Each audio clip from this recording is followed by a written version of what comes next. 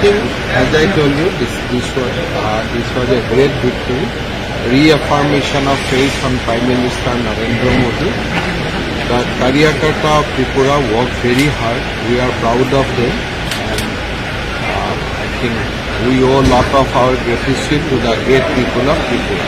Sir, Tripura Motors also came as a good number. Will there be, the talks will resume again? Tripura Motha has raised certain issue regarding the welfare of the tribal people. Without dividing the state of Tripura, we are ready to sit down with them. We want to talk with them. We want to resolve the grievances of tribal people, but we cannot talk of Greater Tripura land. Tripura will remain united.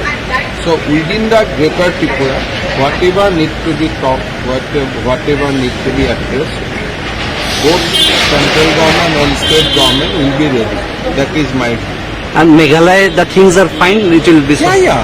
So on 7 there will be vote.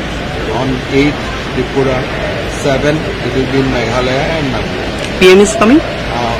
We have invited. You have invited. Sir, you have again targeted, yesterday I saw your tweet, Rahul Gandhi on the Cambridge thing. Already